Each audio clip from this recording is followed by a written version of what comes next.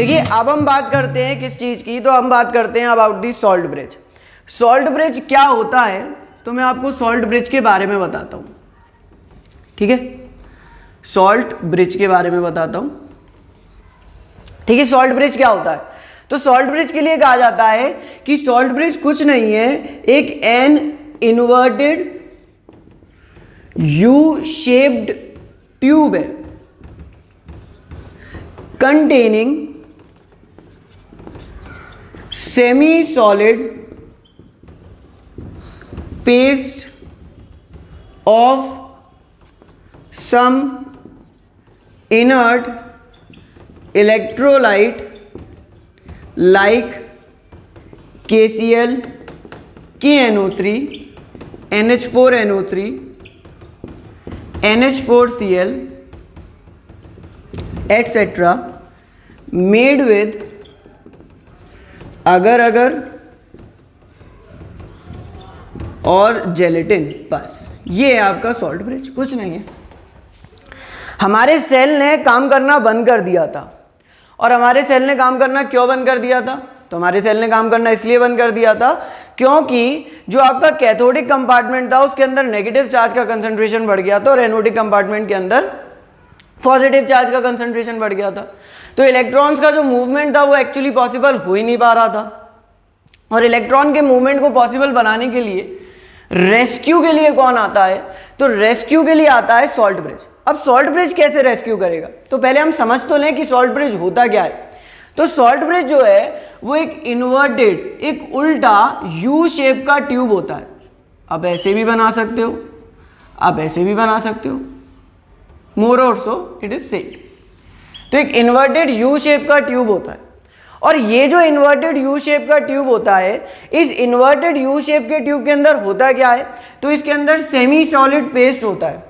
और इसके अंदर सेमी सॉलिड पेस्ट किसका होता है, तो इसके अंदर सेमी सॉलिड पेस्ट होता है कुछ इनर्ट इलेक्ट्रोलाइट का। और कौन से इनर्ट इलेक्ट्रोलाइट का, तो इसके अंदर इनर्ट इलेक्ट्रोलाइट लिए जाते हैं KCl, KNO3, NH4Cl etc. मुझे मालूम है आपको ये वर्ड इनर्ट थोड़ा सा दिक्कत दे रहा होगा। इनर्ट का मतलब हम वैसे तो कहते हैं कि इनर्ट का मतलब होता है इनएक्टिव, यहाँ पर भी मतलब वही है, इनएक्टिव ही है, बट मैं उसे अभी 1 मिनट में क्लियर कर दूंगा बहुत अच्छे से। बट ये है क्या सॉल्ट ब्रिज, तो एक इन्वर्टेड यू शेप का ट्यूब है, एक इन्वर्टेड यू शेप का ट्यूब है। It can be made up of glass और एनीथिंग, जनरली हम ग्लास बोरोसिल का यूज करते हैं, ठीक है। अच्छा, तो एक इन्वर्टेड यू शेप का ट्यूब है जिसके अंदर सेमी सॉलिड पेस्ट होता है, और वो सेमी सॉलिड पेस्ट किसका होता है, तो वो सेमी सॉलिड पेस्ट होता है कुछ inert electrolyte like KCl, KNO3, NH4Cl etc. जिसे किसके साथ बनाया जाता है, अगर अगर और जेलेटिन के साथ। ये एक इन्वर्टेड यू शेप का ट्यूब होगा, और इस यू शेप के ट्यूब के अंदर एक semi solid paste of some inert electrolyte भर दिया जाएगा। अब ये सेमी सॉलिड पेस्ट बनाया कैसे गया, तो ये सेमी सॉलिड पेस्ट जैसे हम क्या बनाते हैं, जेलीज बनाते हैं, उसमें क्या प्रेजेंट होता है, उसमें जेलेटिन प्रेजेंट होता है, ठीक है। जैसे हम भल्ले बनाते हैं, भल्ले बनाने के लिए हम क्या करते हैं, सबसे पहले हम आलू को लेते हैं, आलू को हम बॉईल करते हैं, बॉईल करने के बाद उसे मैश करते हैं, और मैश करने के बाद या तो उसमें ब्रेड क्रम्ब डालते हैं या फिर हम उसके अंदर क्या डालते हैं, अरारोट डालते हैं, जिससे क्या करता है वो बाइंडिंग मटेरियल होता है, वो सारे आलू को अपने साथ क्या करके रखता है, बाइंड करके रखता है, जोड़ करके रखता है। अदरवाइज अगर आप अरारोट या ब्रेड क्रम्ब नहीं डालोगे तो आलू जो है वो जाकर के सीधे क्या हो जाएगा, स्प्रेड हो जाएगा और कोई भल्ले नहीं बनेंगे। तो इसीलिए एक सेमी सॉलिड पेस्ट बनाने के लिए, इन इनर्ट इलेक्ट्रोलाइट का एक सेमी सॉलिड पेस्ट बनाने के लिए हम इसके अंदर क्या डालते हैं, तो हम एक इसके अंदर अगर अगर या जेलेटिन डालते हैं। हम अगर अगर या जेलेटिन और थोड़ा सा पानी डालेंगे और उसका एक सेमी सॉलिड सा पेस्ट बनाएंगे, और वो सेमी सॉलिड सा पेस्ट हम इसके अंदर ऐड कर देंगे, और ये आपका क्या तैयार हो जाएगा, ये आपका सॉल्ट ब्रिज तैयार हो जाएगा। This is your salt bridge. Salt bridge कोई नई चीज नहीं है। सॉल्ट ब्रिज बस क्या है, एक जैसा सेमी सॉलिड एक इन्वर्टेड यू शेप का ट्यूब है, एक उल्टा यू शेप का ट्यूब है, जिसके अंदर क्या प्रेजेंट होता है, तो जिसके अंदर सेमी सॉलिड पेस्ट प्रेजेंट होता है, और वो सेमी सॉलिड पेस्ट किसका होता है, तो वो inert electrolyte like KCl, KNO3, NH4NO3, NH4Cl etc. इनका होता है। किसका बना होता है? ग्लास का बना होता है। जनरली हम ग्लास का यूज़ करते हैं। ग्लास का बना हुआ बोरोसिलिका ग्लास होता है, उसका बना हुआ एक इन्वर्टेड यू शेप का ट्यूब होता है जिसके अंदर एक semi solid paste of inert electrolyte like KCl, KNO3, NH4Cl, NH4NO3 होता है, जिसे किसके साथ बनाया जाता है? अगर ये जेलेटिन के साथ। अगर वो जेलेटिन कैसा होता है? बिल्कुल अरारोट जैसा होता है, बस वैसा ही मटेरियल है। बायो वालों को इसका टर्म ढंग से पता होगा, और अगर आपको नहीं पता है, बायो वाले नहीं हो, तो आप बिल्कुल ऐसे समझ लो जैसे ब्रेड क्रम बाइंडिंग मटेरियल है, जैसे जेलेटिन बाइंडिंग मटेरियल है, सिमिलरली अगर भी एक बाइंडिंग मटेरियल है जिसमें अगर मिला दिया जाता है और वो सारे के सारे इलेक्ट्रोलाइट को मिला करके एक सेमी सॉलिड पेस्ट में कन्वर्ट कर देता है। एक सॉल्ट ब्रिज के अंदर हम एक ही इलेक्ट्रोलाइट लेंगे, या KCl लेंगे, या KNO3, या NH4NO3, या NH4Cl लेंगे। तो ये आपका एक सॉल्ट ब्रिज होता है। सॉल्ट ब्रिज काम क्या करता है? मैं क्यों सॉल्ट ब्रिज पढ़ रहा हूँ? मैंने क्यों सॉल्ट ब्रिज अपने इतने बड़े सेटअप में, इलेक्ट्रोकेमिकल सेल के सेटअप में क्यों सॉल्ट ब्रिज मैंने एंटर कराया, क्यों मैंने सॉल्ट ब्रिज ऐड करा? तो मैं आपको बताता हूँ सॉल्ट ब्रिज का फंक्शन क्या होता है। मैं एक छोटा सा सेल बनाता हूँ, इलेक्ट्रोकेमिकल सेल। हमें बार बार बनाने की आदत डालनी पड़ेगी, बिकॉज हमें ये बहुत बार बनाना पड़ेगा पूरे चैप्टर में, तो बहुत बार। मैंने आपको ZnCu सेल बताया था। मैंने आपसे कहा था कि आपको लोन को याद रखना है। लोन क्या होता है? तो हमने कहा था कि लेफ्ट पर हमेशा क्या होगा? ऑक्सीडेशन होगा, और वो किसकी तरह बिहेव करेगा? एनोड की तरह बिहेव करेगा, और उस पर कैसा चार्ज होगा? नेगेटिव चार्ज होगा। तो मैंने आपसे कहा था कि जिंक जो होगी उस पर ऑक्सीडेशन होगा, और वो किसकी तरह बिहेव करेगा? एनोड की तरह बिहेव करेगा। ये एनोड होगा, और एनोड जो होगा उस पर नेगेटिव चार्ज होगा, और ये किसकी तरह बिहेव करेगा? कैथोड की तरह बिहेव करेगा, और कैथोड पर पॉजिटिव चार्ज होगा। यहाँ पर हमने Zn2+ आयन का कंसंट्रेशन बढ़ते हुए देखा था। इधर हमने क्या फिल किया था? ZnSO4 फिल किया था। यहाँ पर हमने SO4 2 नेगेटिव आयन का कंसंट्रेशन बढ़ते हुए देखा था। यहाँ हमने क्या फिल किया था? CuSO4 फिल किया था। Zn2+ आयन का कंसंट्रेशन बढ़ा था, SO4 2 नेगेटिव आयन का कंसंट्रेशन बढ़ा था। यहाँ की रॉड मोटी होती जा रही थी, यहाँ की रॉड पतली होती जा रही थी, और आउटर सर्किट को आपने वोल्टमीटर या गैल्वेनोमीटर और वायर की मदद से क्या कर दिया था? कनेक्ट कर दिया था। यही बात हो रही थी। इलेक्ट्रॉन्स मैंने आपको बताए थे एनोड से कैथोड की तरफ जा रहे थे। करंट की डायरेक्शन कैसी हो जाएगी? ऑपोजिट डायरेक्शन में हो जाएगी। करंट जो होगा वो अपोजिट डायरेक्शन में जाने लगेगा।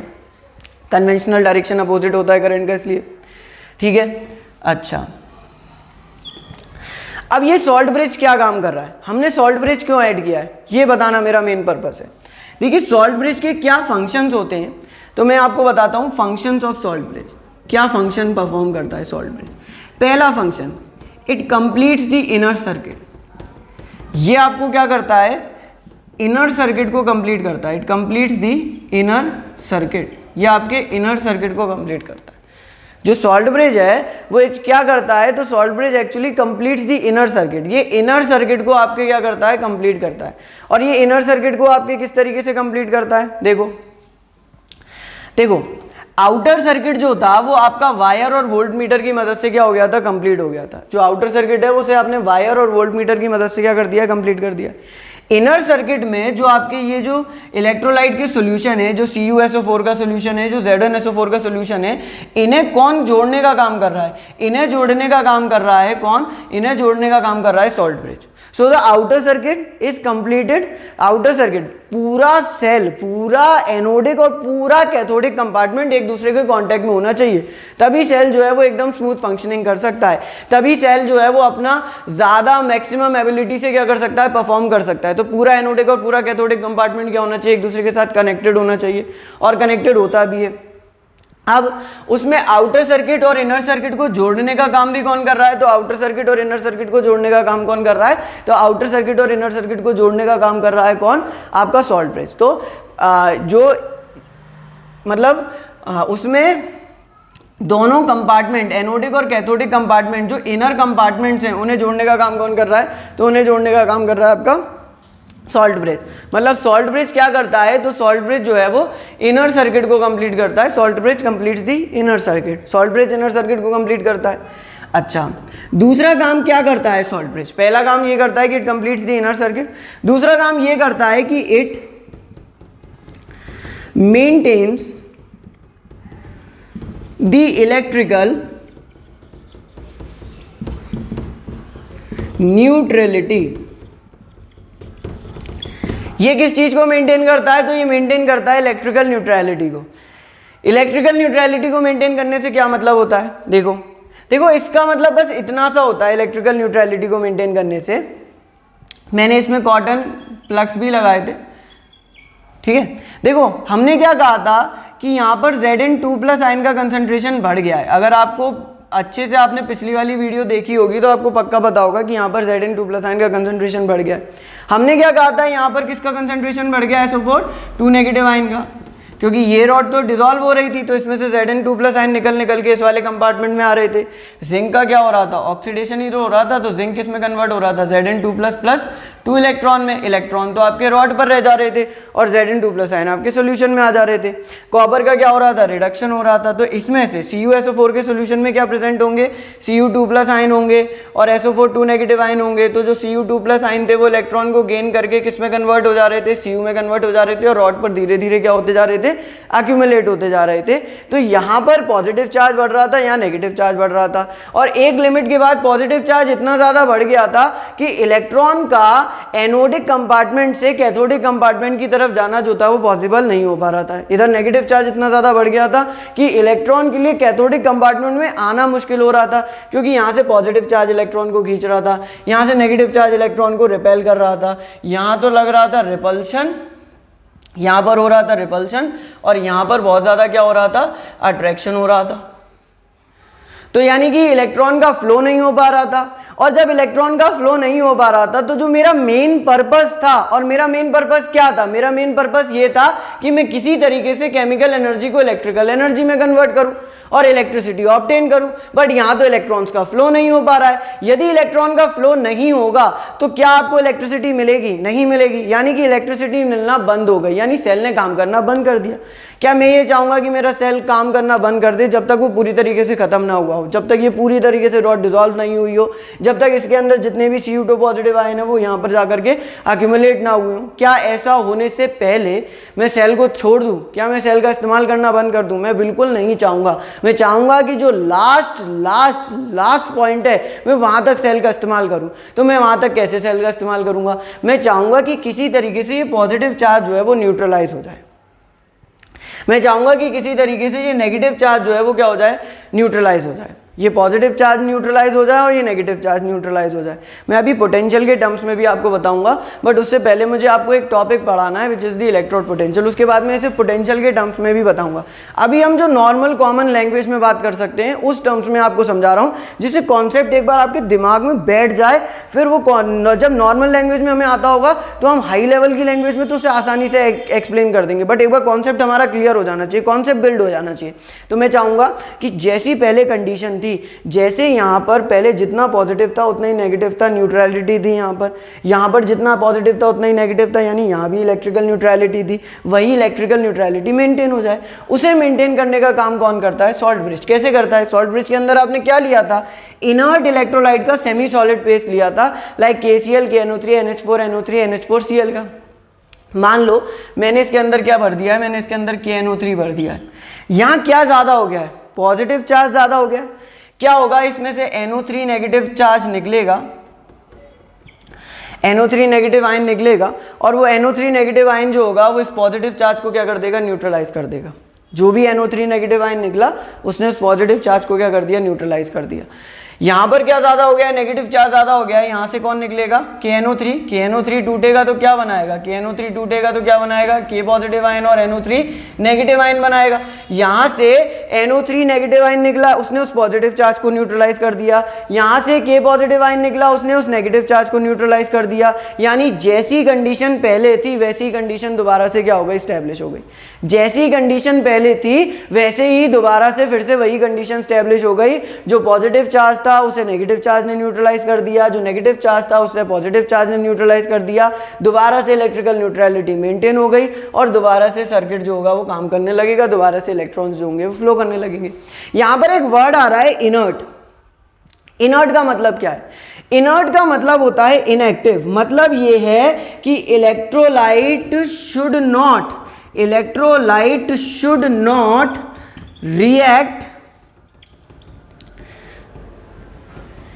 with the rod and ions in the solution। ये है इनर्ट का मतलब। इनर्ट का मतलब मेरा ये होता है कि जो आपका यहाँ से NO3 नेगेटिव आयन निकला है वो इस रॉड के साथ कोई छेड़छाड़ नहीं करेगा, कोई रिएक्शन नहीं करेगा, और जो आपका K पॉजिटिव आयन निकला है वो SO4 2 नेगेटिव आयन के साथ कोई रिएक्शन नहीं करेगा, कोई छेड़छाड़ नहीं करेगा, किसी तरीके की कोई रिएक्शन वो नहीं कर सकता है। It does not have the ability, तभी मैं उसे लूंगा, अदरवाइज मैं उसे नहीं लूंगा। अच्छा, इनर्ट का मतलब रिएक्शन ना करना, तो मतलब क्या है कि क्या Zn2 plus NO3 negative ion के साथ रिएक्ट करके ZnNO3 का होल ट्वाइस नहीं बनाएगा? अरे बनाएगा, तो फिर तो यहां रिएक्शन हो गई। It should not have reacted, it will form, but ये तो कैसा इलेक्ट्रोलाइट है? स्ट्रॉन्ग इलेक्ट्रोलाइट है, तुरंत जैसे ही बनेगा दोबारा से क्या हो जाएगा? टूट जाएगा। किसमें? Zn2 प्लस आयन में और NO3 नेगेटिव आयन में। तो क्या रिएक्शन एक्चुअल में रियलिटी में हुई? नहीं हुई, कोई रिएक्शन नहीं हुई। उन दोनों ने कॉम्बिनेशन किया, कंबाइन करके उन्होंने क्या बनाया? ZnNO3 का होल ट्वाइस बनाया, बट जो जैसे ही बना तुरंत दोबारा क्या हो गया? डिसोसिएट हो गया। तो इन एक्चुअल प्रैक्टिस तो कुछ हुआ ही नहीं, इसीलिए उसे हमने इनर्ट कहा है। ना वो रॉड के साथ रिएक्शन कर सकता है, ना वो किसके साथ कर सकता है? इसके अंदर जो इलेक्ट्रोलाइट प्रेजेंट है इसके साथ कर सकता है, दोनों के साथ ही रिएक्शन नहीं कर सकता है। देखिए, इसके अंदर था K पॉजिटिव आयन आया, इधर SO4 2 नेगेटिव आयन आया, इसने इसके साथ रिएक्शन किया और क्या बनाया? K2SO4 बनाया, तो ये तो रिएक्शन हो गई। बट ये क्या है? ये एक स्ट्रॉन्ग इलेक्ट्रोलाइट है। K2SO4 जैसे ही बनेगा दोबारा से टूट जाएगा, किसमें? 2K आयन में और SO4 2 नेगेटिव आयन में। तो इन एक्चुअल प्रैक्टिस कोई रिएक्शन एक्चुअल में हुई नहीं, कोई रियलिटी में तो रिएक्शन हुई नहीं। तो यही मतलब था मेरा। देखिए, सॉल्ट ब्रिज के बारे में मैंने आपको क्या बताया है? मैंने बस ये कहा है कि एक इन्वर्टेड यू शेप का ट्यूब है जिसके अंदर सेमी सॉलिड पेस्ट होता है, किसका? Inert electrolyte like KCl, KNO3, NH4, NO3, NH4Cl etcetera का, जिसको किसके साथ बनाया जाता है? अगर या जेलेटिन के साथ बनाया जाता है। अगर या जेलेटिन क्या करते हैं? बाइंडिंग मटेरियल्स होते हैं। फंक्शन क्या होता है सॉल्ट ब्रिज का? तो ये इनर सर्किट को कंप्लीट करता है। फंक्शन क्या होता है सॉल्ट ब्रिज का? इलेक्ट्रिकल न्यूट्रलिटी को मेंटेन करता है। इलेक्ट्रिकल न्यूट्रलिटी मेंटेन करना क्यों जरूरी है? तो इसलिए जरूरी है कि जिससे कि सेल जो है वो दोबारा से क्या करने लग जाए? फंक्शन करने लग जाए, जिससे कि दोबारा से आपके इलेक्ट्रॉन्स का फ्लो शुरू हो जाए, जिससे कि दोबारा से सर्किट में करंट का फ्लो हो जाए शुरू। इसीलिए मेरा मेन पर्पस था इलेक्ट्रिकल न्यूट्रलिटी को मेंटेन करने का। इलेक्ट्रिकल न्यूट्रलिटी का मतलब क्या है? बस वही है जो आपकी पहले वाली कंडीशन थी, वही आ जाना। यहाँ जितना पॉजिटिव उतना नेगेटिव, यहाँ जितना पॉजिटिव उतना नेगेटिव। जब दोनों बराबर होंगे तो दोबारा दोनों तरफ ना यहाँ कोई एक्स्ट्रा बहुत पॉजिटिव चार्ज है जो इलेक्ट्रॉन को खींच रहा होगा, ना यहाँ कोई बहुत एक्स्ट्रा नेगेटिव चार्ज है जो इलेक्ट्रॉन को रिपेल कर रहा होगा। और जैसी कंडीशन पहले थी वैसे ही कंडीशन दोबारा से स्टैब्लिश हो जाएगी। जब दोनों में वैसे ही कंडीशन फिर से स्टैब्लिश हो जाएगी तो जो करंट है उसका फ्लो दोबारा से स्टार्ट हो जाएगा, यानी कि the cell will again start working. When the electrical neutrality is maintain, cell again starts working. फिर मैंने आपको एक इंपॉर्टेंट वर्ड बताया कि यहाँ इनर्ट का मतलब क्या है। तो यहाँ पर इनर्ट का बस मतलब ये था, क्या था? तो यहाँ पर इनर्ट का मतलब बस ये था, जो आप इलेक्ट्रोलाइट यूज कर रहे हो उसमें इनर्ट होने का मतलब ये है कि वो ना आयन से रिएक्ट करेगा ना इलेक्ट्रोलाइट के सॉल्यूशन से रिएक्ट करेगा। तो क्या Zn2 plus ion K ion के साथ नहीं करेगा? या मैं KCl लेता तो क्या Zn2 plus ion NO3 negative ion के साथ रिएक्ट नहीं करेगा? या मैं KCl लेता तो क्या Zn2 प्लस आयन, अगर मैं KCl लेता तो क्या Cl नेगेटिव आयन जो इधर आते, क्या Zn2 प्लस आयन के साथ वो रिएक्ट नहीं करते? करके क्या बनाते? ZnCl2, बट वो तुरंत क्या हो जाता? टूट जाता। तो एक्चुअल प्रैक्टिस में क्या कोई रिएक्शन होती? नहीं होती। हाँ, नहीं होती। मतलब मुझे जो उसके अंदर इलेक्ट्रोलाइट लेना है, जो मुझे इसके अंदर इलेक्ट्रोलाइट लेना है, वो किस तरीके का लेना है? वो इनर्ट लेना है। इसका मतलब ये है कि वो इसके अंदर जो आयंस प्रेजेंट हैं, इसके अंदर जो आयंस प्रेजेंट हैं उनके साथ रिएक्ट करके एक ऐसा सॉल्ट बनाए जो बहुत ज़्यादा स्ट्रांग हो, जो बहुत ज़्यादा सॉल्यूबल हो और तुरंत टूट जाए। इसके अंदर जो इलेक्ट्रोलाइट लेना है, ध्यान से सुन लो, वेरी इंपॉर्टेंट है, कंपटीशन में कभी आपको फंसा देगा वो इसी बात में। कैसे फंसाएगा अभी बताता हूं। यहां जो इलेक्ट्रोलाइट मुझे लेना है, किसके अंदर? सॉल्ट ब्रिज के अंदर। वो पहली बात, आयंस के साथ यदि कंबाइन करता है तो क्या बनाए? एक स्ट्रॉन्ग इलेक्ट्रोलाइट बनाए, स्ट्रॉन्ग इलेक्ट्रोलाइट का सॉल्ट बनाए। और वो स्ट्रॉन्ग इलेक्ट्रोलाइट का सॉल्ट हो भी कैसा? सोल्यूबल हो, मतलब पानी में वो तुरंत क्या हो जाए? डिसोसिएट हो जाए, तुरंत डिसोसिएट हो जाना चाहिए। अगर मान मानना बहुत ध्यान से, अगर मान लो यहाँ मैंने Ag की रॉड ली थी, इमेजिन करो अगर मैंने यहाँ सिल्वर की रॉड ली होती और मैंने यहाँ पर KCl ले लिया होता, अगर मैंने यहाँ सिल्वर की रॉड ली होती और यहाँ मैंने KCl ले लिया होता तो Ag प्लस आयन इस सॉल्यूशन में होते। देखो घबराओ मत, मैंने बस ये बताया कि मैंने यहाँ Ag की रॉड ली, Ag की टेंडेंसी ये होगी कि वो ऑक्सीडेशन करेगा, Ag की टेंडेंसी ये होगी कि वो ऑक्सीडेशन करेगा, ऑक्सीडेशन करके Ag ने मान लो क्या बनाया, Ag का अगर ऑक्सीडेशन हुआ तो उसने बनाया Ag प्लस आयन और प्लस इलेक्ट्रॉन्स। वो अलग सेल होगा, मुझे भी मालूम है, बट मैं आपको एक पॉइंट समझाने के लिए बोल रहा हूँ कि जस्ट इमेजिन कि मैंने यहाँ Ag की रॉड ले ली और उस Ag पर क्या हो रहा है, ऑक्सीडेशन हो रहा है, और मैंने इलेक्ट्रोलाइट यहाँ KCl भर दिया। अब एक टाइम ऐसा आएगा कि यहाँ पर पॉजिटिव चार्ज का कंसंट्रेशन बहुत ज़्यादा हो जाएगा और उसको न्यूट्रलाइज करने के लिए Cl नेगेटिव आयन उतर करके आएगा। जो Cl नेगेटिव आयन उतर के आएगा वो मिलकर के Ag के साथ क्या बना लेगा, AgCl, और AgCl का प्रेसिपिटेट होता है वाइट कलर का, it is white PBT। AgCl का वाइट प्रेसिपिटेट होता है, यानी इस पूरे इलेक्ट्रोलाइट में क्या बन जाएगा, PBT बन जाएगा। PBT कोई डिजॉल्व तो होगा नहीं, सॉल्यूबल तो होगा नहीं, दो इट इज स्ट्रॉन्ग इलेक्ट्रोलाइट, पर क्या वो सॉल्यूबल है पानी में, नहीं है, वो तो प्रेसिपिटेट है, सेटल डाउन हो जाएगा। तो क्या सेल उसके बाद काम कर पाएगा, नहीं कर पाएगा। यानी आपको जो इसके अंदर इलेक्ट्रोलाइट लेना है वो ऐसा लेना है कि वो आयंस के साथ कंबाइन करके एक स्ट्रॉन्ग इलेक्ट्रोलाइट बनाए, और आयंस के साथ कंबाइन करके वो जो भी स्ट्रॉन्ग इलेक्ट्रोलाइट बना रहा है वो सॉल्यूबल हो, आयंस के साथ कंबाइन करके एक स्ट्रॉन्ग इलेक्ट्रोलाइट बनाए और आयंस के साथ कंबाइन करके जो भी सॉल्यूशन बना रहा है वो सॉल्यूबल हो। इस बात को ध्यान से समझ लो। मैं आपको नहीं आया है तो फिर बता देता हूँ एक बार, मुझे लग रहा है कि नहीं आया होगा इसलिए मैं बता दे रहा हूँ। देखो मैं आपसे ये कह रहा हूँ कि इसके अंदर कौन सा इलेक्ट्रोलाइट लेना है, इनर्ट इलेक्ट्रोलाइट लेना है। इनर्ट इलेक्ट्रोलाइट होने का मतलब क्या होता है, तो इनर्ट इलेक्ट्रोलाइट होने का मतलब ये होता है कि वो किसके साथ रिएक्ट ना करे, आयंस के साथ रिएक्ट ना करे। आयंस के साथ रिएक्ट ना करने का मतलब क्या होता है कि आयंस के साथ वो कंबाइन करके कैसा इलेक्ट्रोलाइट बना ले, तुरंत के तुरंत एक स्ट्रॉन्ग इलेक्ट्रोलाइट बना ले, और वो स्ट्रॉन्ग इलेक्ट्रोलाइट भी कैसा होना चाहिए, सॉल्यूबल होना चाहिए, यानी कि वो तुरंत के तुरंत क्या हो जाना चाहिए, डिसोसिएट हो जाना चाहिए। ऐसा इनर्ट इलेक्ट्रोलाइट लेना है, ऐसा इलेक्ट्रोलाइट लेना है। ये सेंस है किसका, इनर्ट इलेक्ट्रोलाइट का। This is the sense of inert electrolyte. ये बनता है इनर्ट इलेक्ट्रोलाइट का सेंस। आयंस के साथ नहीं रिएक्ट करे, ना आयंस के साथ ना रॉड के साथ, क्योंकि रॉड भी तो सेम ही सब्सटेंस की है, तो it should not react with the ions और रॉड। ना रिएक्ट करने का मतलब ये है कि क्या जो Zn2+ आयन तुम्हारा यहाँ है, क्या उसके साथ अगर तुमने इसके अंदर KCl भरा है तो क्या वो रिएक्शन नहीं करेगा। इसके अंदर Cl नेगेटिव, देखो इधर पॉजिटिव चार्ज बहुत ज़्यादा हो गया, निकल के कौन आएगा, Cl नेगेटिव आयन आएगा, no doubt Cl negative ion आएगा। Cl नेगेटिव आयन Zn2+ के साथ कंबाइन करेगा और क्या बना लेगा, ZnCl2 बना लेगा।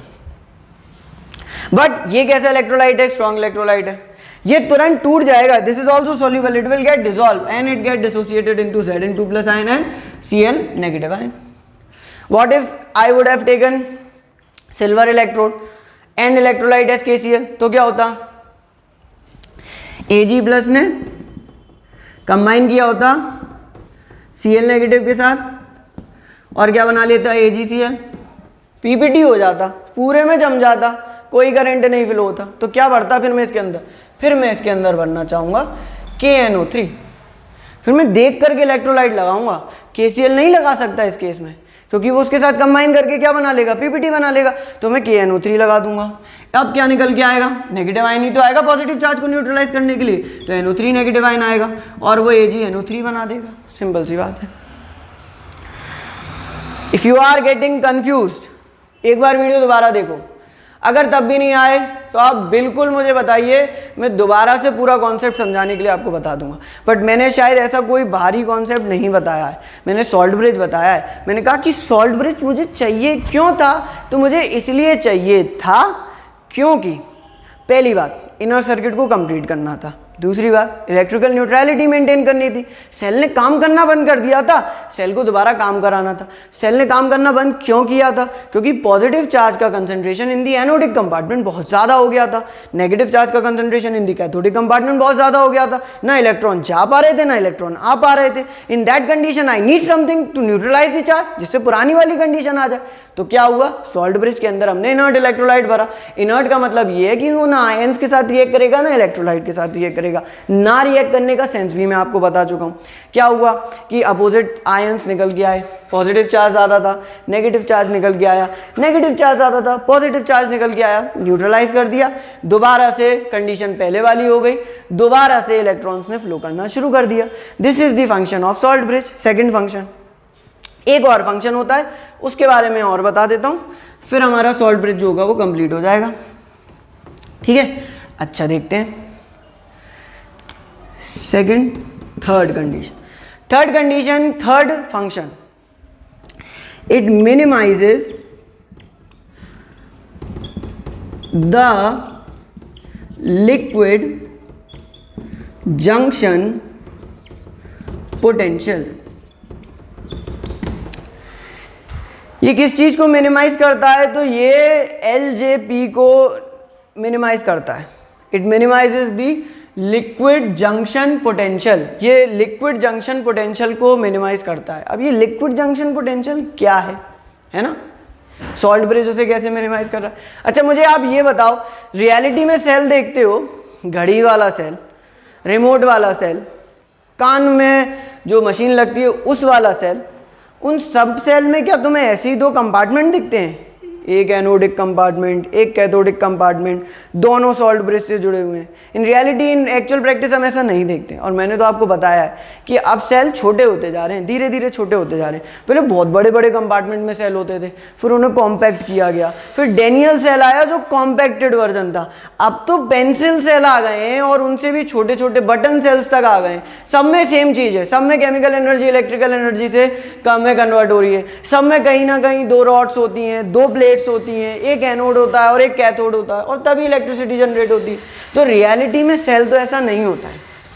रियलिटी में देखोगे तो सेल कैसा दिखता है, तो रियलिटी में सेल ऐसा दिखता है कि एक ही कंपार्टमेंट, एक ही सेल होता है और उनके बीच में क्या लगा होता है, तो उनके बीच में ये सॉल्ट ब्रिज, ऐसा सॉल्ट ब्रिज सा होता है। ठीक है, उसमें यहाँ पर anode, left anode, oxidation, this is cathode, ये एनोड और कैथोड होता है ना। अच्छा, करंट की डायरेक्शन कैथोड टू एनोड होती है, potential high potential to low potential. ठीक, अच्छा यहाँ पर कौन सा चार्ज इंक्रीज होता है, एनोडिक कंपार्टमेंट में कौन सा चार्ज इंक्रीज होता है, पॉजिटिव चार्ज। देख लो Zn2+ आयन क्या होता है, एनोड वाले कंपार्टमेंट में जो रॉड होती है उसका ऑक्सीडेशन होता है। से फॉर एग्जांपल मैंने जिंक की रॉड ले ली तो क्या प्रोड्यूस करेगा, Zn और Zn2+ आयन। धीरे धीरे कंसंट्रेशन पॉजिटिव चार्ज का क्या होता जाएगा, यहाँ पर इंक्रीज होता जाएगा। अच्छा, यहाँ पर क्या होता है, यहाँ पर CuSO4 लिया था, यहाँ पर ZnSO4 लिया था। यहाँ पर रिडक्शन होगा, कैथोड पर क्या होगा, रिडक्शन होगा, एनोड पर क्या होगा, ऑक्सीडेशन होगा। कैथोड पर रिडक्शन, एनोड पर ऑक्सीडेशन। तो यहाँ से जो Cu2 पॉजिटिव आयन है वो रॉड पर अक्यूमुलेट होते जाएंगे और यहाँ पर किसका कंसंट्रेशन बढ़ता जाएगा, SO4 2 नेगेटिव आयन का। यानी धीरे धीरे नेगेटिव चार्ज का कंसंट्रेशन बढ़ता जाएगा, है नहीं, धीरे धीरे नेगेटिव चार्ज का कंसंट्रेशन बढ़ता गया, उधर पॉजिटिव चार्ज का बढ़ता गया।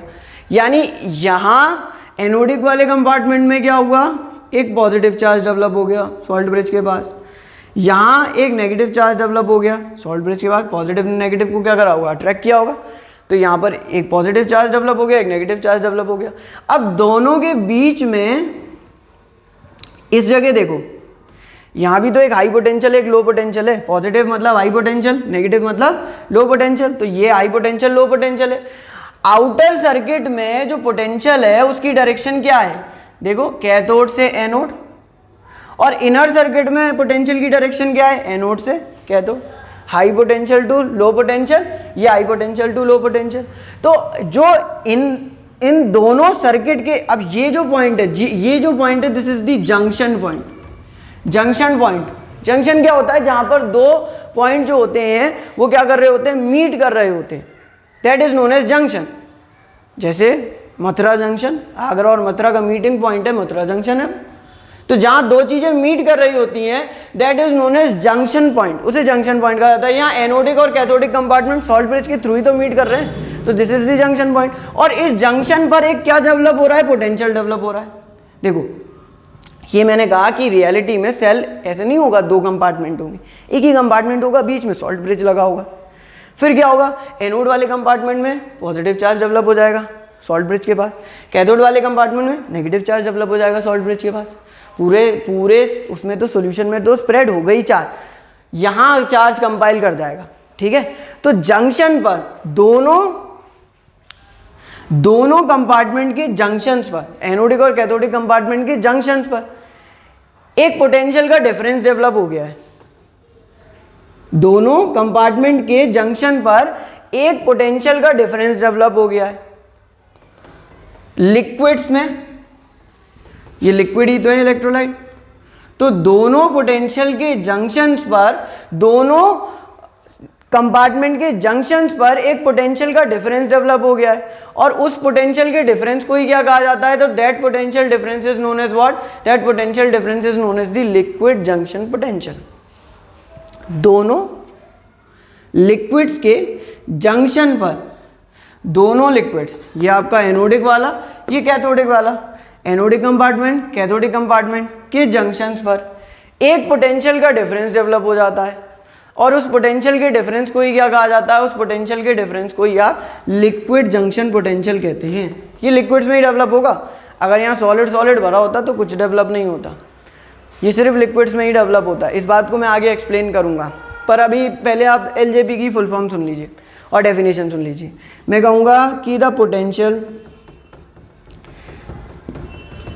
डेवलप्ड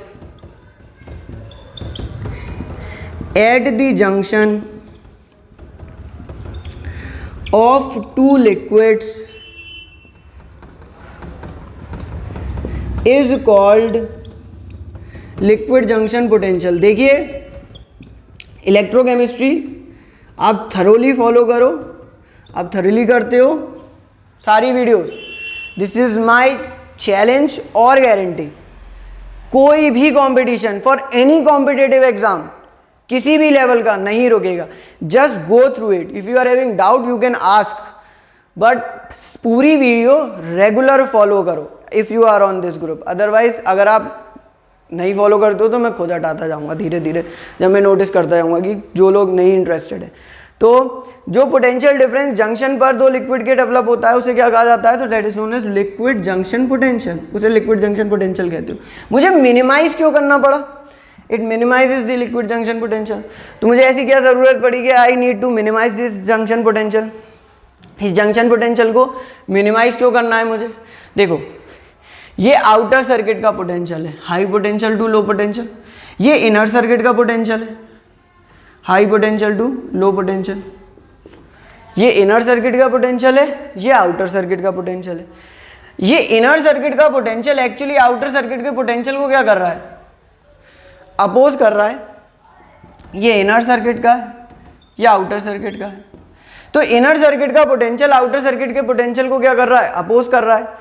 और अगर इनर सर्किट का पोटेंशियल आउटर सर्किट के पोटेंशियल को अपोज कर रहा है तो उस कंडीशन में मुझे इसे क्या करना पड़ेगा, मिनिमाइज ही तो करना पड़ेगा, क्योंकि मैं तो चाहता हूं कि मुझे मेरे सेल से क्या मिले, मैक्सिमम आउटपुट मिले, मुझे मेरे सेल से मैक्सिमम आउटपुट मिले।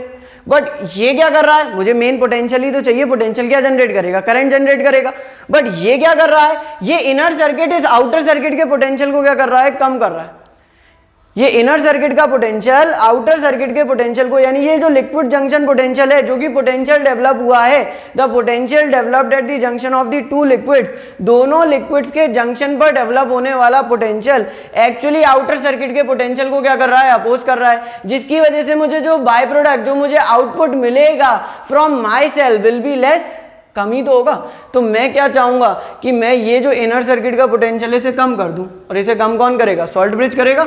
सॉल्ट ब्रिज में से क्या निकल के आएगा, पॉजिटिव चार्ज को न्यूट्रलाइज करने के लिए नेगेटिव चार्ज खत्म, नेगेटिव चार्ज को न्यूट्रलाइज करने के लिए पॉजिटिव चार्ज खत्म। लिक्विड और जंक्शन, लिक्विड के जंक्शन पर कोई पोटेंशियल डेवलप हुआ ही नहीं, अब कोई पोटेंशियल बचा ही नहीं, सारा पोटेंशियल क्या हो गया, न्यूट्रलाइज हो गया, सारा पोटेंशियल क्या हो गया, न्यूट्रलाइज हो गया, और आपका सेल जो है वो क्या दे देगा, मैक्सिमम आउटपुट दे देगा। तो मैंने आपको बस इतनी सी बात बताई कि देखिए दोनों लिक्विड्स में जंक्शन पर एक पोटेंशियल डेवलप होता है। बहुत आराम से समझ लो इस बात को, दोनों लिक्विड्स में जंक्शन पर एक पोटेंशियल डेवलप होता है। दोनों liquids, anodic liquid and cathodic liquid के जंक्शन पर एक पोटेंशियल डेवलप होता है, और उस पोटेंशियल को आप क्या कहते हैं? तो उस पोटेंशियल को ही आप जंक्शन पोटेंशियल कहते हैं। That potential is known as the junction potential. उस पोटेंशियल को आप जंक्शन पोटेंशियल कहते हैं। वो एक्चुअल में जो आउटर सर्किट है, जो आपका मेन सर्किट का पोटेंशियल है, जो वोल्ट मीटर आपकी रीडिंग दे रहा है, उस पोटेंशियल को क्या कर देता है? उस पोटेंशियल को वो कम कर देता है। अगर वो उस पोटेंशियल को कम कर दे रहा है तो मेरे लिए क्या जरूरी है कि मैं इस इनर सर्किट के पोटेंशियल को खत्म करूं। और इस इनर सर्किट के पोटेंशियल को खत्म करने के लिए मैं करूंगा क्या फिर? तो इस इनर सर्किट के पोटेंशियल को खत्म करने के लिए सॉल्ट ब्रिज ऑपोजिट चार्जेस को निकालेगा, और जो जंक्शन पर चार्जेस अक्यूमुलेट हो गए हैं due to their mutual attraction, उसे न्यूट्रलाइज कर दिया जाएगा। और जब वो चार्जेस एक दूसरे को क्या कर बैठेंगे? न्यूट्रलाइज कर बैठेंगे। जब चार्जेस एक दूसरे को क्या कर देंगे? न्यूट्रलाइज कर देंगे, तो सर्किट जो होगा उसके अंदर जो इनर पोटेंशियल डेवलप हुआ है वो खत्म हो जाएगा। और मतलब खत्म इन द सेंस मिनिमाइज हो जाएगा। देखिए कभी खत्म तो नहीं हो सकता है, क्योंकि जैसे ही सॉल्ट ब्रिज ने इधर के आयंस को न्यूट्रलाइज किया, इधर के आयंस को न्यूट्रलाइज किया, तब तक रॉड में वर्क करना शुरू हो गया होगा, और दोबारा से इसने थोड़े से पॉजिटिव आयन प्रोड्यूस कर दिए होंगे, इसने नेगेटिव आयन प्रोड्यूस कर दिए होंगे, और दोबारा से वो यहाँ अक्यूमुलेट होने लग जाएंगे, और दोबारा से वो क्या जनरेट कर देंगे? एक इनर पोटेंशियल जनरेट कर देंगे। So it is not possible कि हम बिल्कुल circuit liquid junction potential LJP को जीरो कर दें, बट हाँ ये हमारे लिए पॉसिबल है कि उसे मिनिमाइज कर। देखिए अब मैं आपको बताता हूँ अबाउट द कंडीशंस ऑफ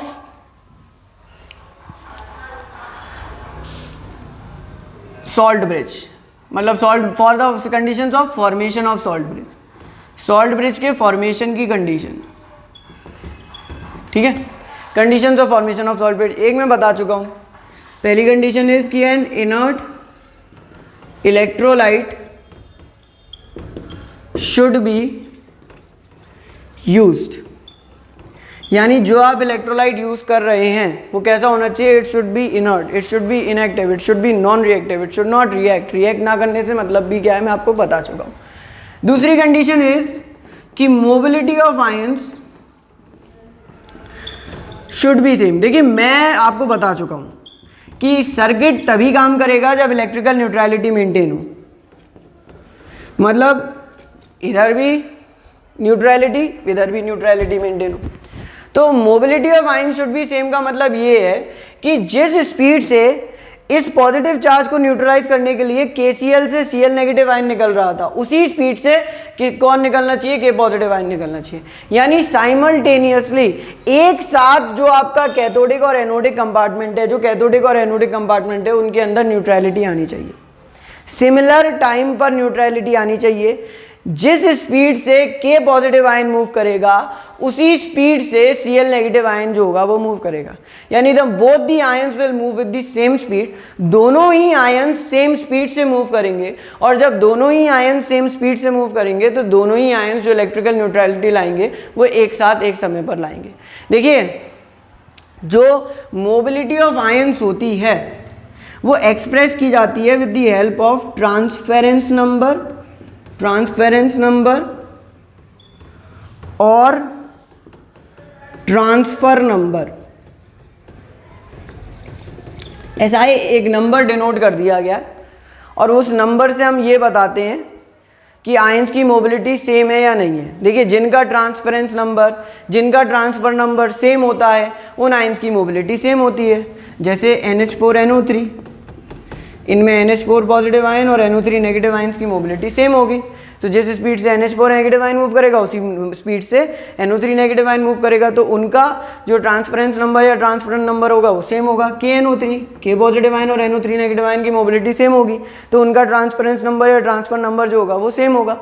मतलब कि the mobility of ions is express with the help of a number known as the transfer number और द ट्रांसफरेंस नंबर। जो मोबिलिटी ऑफ आयंस होती है उसे हम एक्सप्रेस करते हैं एक नंबर की सहायता से, और उस नंबर को क्या कहा जाता है? दैट संख्या is known as transfer number और ट्रांसफरेंस नंबर। ठीक है, अच्छा अब मैं एक इंपॉर्टेंट टॉपिक बताता हूं, बहुत इजी सा टॉपिक है बट वेरी इंपॉर्टेंट टॉपिक है, होता है कि ये पेपर में पूछा जाता है, और होता है कि कभी कभी बच्चे छोड़ देते हैं इसे, बट बहुत इजी और बहुत सिंपल सा है। कभी कभी गलती से छूट जाता है, कभी कभी जान के छूट जाते हैं, तो इसीलिए बहुत ज़रूरी है कि आप इस पर ध्यान दें। ठीक है, मैं बताता हूँ। Next topic is representation of cell. Salt bridge हम पूरी तरीके से समझ चुके हैं, अब हम बात करते हैं रिप्रेजेंटेशन ऑफ सेल के बारे में। Representation of cell, electrochemical cell का रिप्रेजेंटेशन मैं आपको बताता हूं। देखिए पहले मैं आपको सेल की इक्वेशन लिख के बताता हूं। देखो पहले देखो कि कैथोड पर क्या हो रहा था।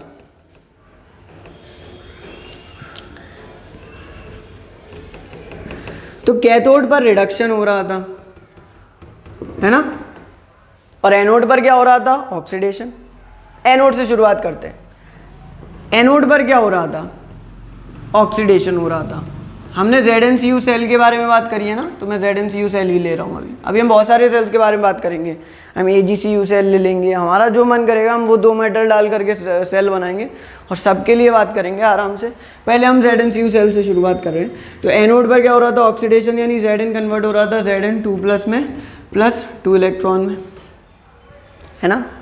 अच्छा, कैथोड पर क्या हो रहा था, कैथोड पर हो रहा था रिडक्शन। ये बात तो आपको क्लियर होगी कि cathode is that electrode eight which reduction occurs. क्या हो रहा है, कैथोड पर रिडक्शन हो रहा है। कैसे हो रहा है, तो Cu2+ 2 इलेक्ट्रॉन गेन करके क्या बना रहा है, Cu बना रहा है ना। ओवरऑल सेल रिएक्शन लिखना चाहूँ, ओवरऑल सेल रिएक्शन लिखने को आती है। Overall cell reaction, cell reaction, overall cell reaction, दोनों को ऐड कर दो। Zn plus Cu2+ plus 2 electron gives Zn2+ plus 2 electron plus Cu। 2 electron से 2 electron cancel. Zn plus Cu2+ gives Zn2+ plus Cu। ये हो गई आपकी overall cell reaction. This is your overall cell reaction. ये आपकी overall cell reaction है। अब देखो ये सॉलिड स्टेट में है ना, अरे रॉड तो सॉलिड ही है। ये आपके एक्वस सोल्यूशन में Cu2+ आयन सोल्यूशन में ही तो है, Cu2+ आयन का CuSO4 का सोल्यूशन, तो एक्वस सोल्यूशन में। यहाँ पर Zn2+ आयन आयन्स तो आपके एक्वस सोल्यूशन में ही है, निकल के सोल्यूशन में जा रहे हैं, और ये आपकी सॉलिड है ना। तो ये और इन्फॉर्मेटिव बना दी। और ज़्यादा है तो आप इसका कंसंट्रेशन बता दो। इसका कंसंट्रेशन 1 मोलर है। मान लो, अभी मैं सिर्फ सपोज करने को कह रहा हूँ कि ये भी 1 मोलर कंसंट्रेशन का है और ये भी 1 मोलर कंसंट्रेशन का है। 10 मोलर, 20 मोलर, 50 मोलर, कुछ भी हो सकता है। मैंने स्टैंडर्ड कंडीशन वाला बताया है आपको कि 1 मोलर कंसंट्रेशन। कंसंट्रेशन को हम मोलैरिटी के टर्म्स में एक्सप्रेस करते हैं, तो मैंने कहा कि यहाँ जो सोल्यूशन है उसकी कंसंट्रेशन 1 मोलर है और यहाँ जो सोल्यूशन है उसकी भी 1 मोलर है। मैं आपसे बस ये कह रहा हूँ कि आप मान लो अभी, ठीक है। वैसे मैं आपको बता दूं कि हम 1 मोलर ही लेते हैं क्योंकि ये स्टैंडर्ड कंडीशन होती है, ठीक है। अभी हम पढ़ेंगे स्टैंडर्ड कंडीशन, तब आपको क्लियर हो जाएगा। तो ये हो गई आपकी overall cell reaction. This is overall cell reaction. Overall cell reaction, cell की रिप्रेजेंटेशन इसी से बना लो, बहुत आसान है। देखो Zn कन्वर्ट हो रहा है किसमें, Zn2+ में, तो ये लिख दो। Zn कन्वर्ट हो रहा है किसमें, Zn2+ में। ये Zn2+ एक्वस सोल्यूशन में है ना, एक्वस सोल्यूशन में कंसंट्रेशन इसकी 1 मोलर है, 1 मोलर हो गई। तो ये मेरा कौन सा कंपार्टमेंट हो गया, एनोडिक कंपार्टमेंट। लेफ्ट पर एनोड ही आता है, एनोड ही आया है। हो क्या रहा है उसके अंदर, ऑक्सीडेशन, Zn कन्वर्ट हो रहा है Zn2+ में। ये सॉलिड स्टेट में है, ये एक्वस सोल्यूशन में है, उसकी कंसंट्रेशन भी मेंशन कर दी। ये सॉलिड स्टेट में, ये एक्वस सोल्यूशन में, उसकी कंसंट्रेशन। इसके बाद इन दोनों को कनेक्ट करता हुआ कौन है बीच में, सॉल्ट ब्रिज। सॉल्ट ब्रिज को आप पैरेलल लाइन से रिप्रेजेंट करेंगे। पैरेलल लाइंस क्या रिप्रेजेंट करेंगी, तो parallel lines will represent the salt bridge. तो पैरेलल लाइंस आपके सॉल्ट ब्रिज को रिप्रेजेंट करेंगी। तो मैंने ये लगा दिया आपका सॉल्ट ब्रिज, जो कि किससे रिप्रेजेंट कर रहा हूँ मैं, पैरेलल लाइन से रिप्रेजेंट कर रहा हूँ, ठीक है। अब कैथोडिक कंपार्टमेंट में Cu2+ रिडक्शन हो रहा है ना, कन्वर्ट हो रहा है किसमें, Cu में। Cu2+ is getting converted to Cu। ये आपका सॉलिड है, ये आपका एक्वस सोल्यूशन में है, इसकी कंसंट्रेशन 1 मोलर है, बस हो गया cell representation. This is the cell representation. 1 number का सवाल आता है, 1 मार्क्स क्वेश्चन है, बोर्ड में बहुत इंपॉर्टेंट, अक्सर पूछ लेता है। सेल रिप्रेजेंट, कोई भी सेल दे आपको, डजेंट मैटर, हमें कोई फर्क नहीं पड़ना चाहिए, आपने रिप्रेजेंट कर दिया। Zn Zn2 प्लस में कन्वर्ट हो रहा था, Cu Cu2 प्लस में कन्वर्ट हो रहा था, कंसंट्रेशन मेंशन कर दी, बीच में सॉल्ट ब्रिज लगा दिया, ये आपका सॉल्ट ब्रिज है। आप लाइन नहीं लगाना चाहो तो कॉमा भी लगा सकते हो, बट मैं कहूँगा लाइन ही लगाना। लाइन नहीं लगाना चाहो कॉमा भी लगा सकते हो, पर मैं कहूँगा लाइन ही लगाना। दिस इज सॉल्ट ब्रिज, ये आपका सॉल्ट ब्रिज है।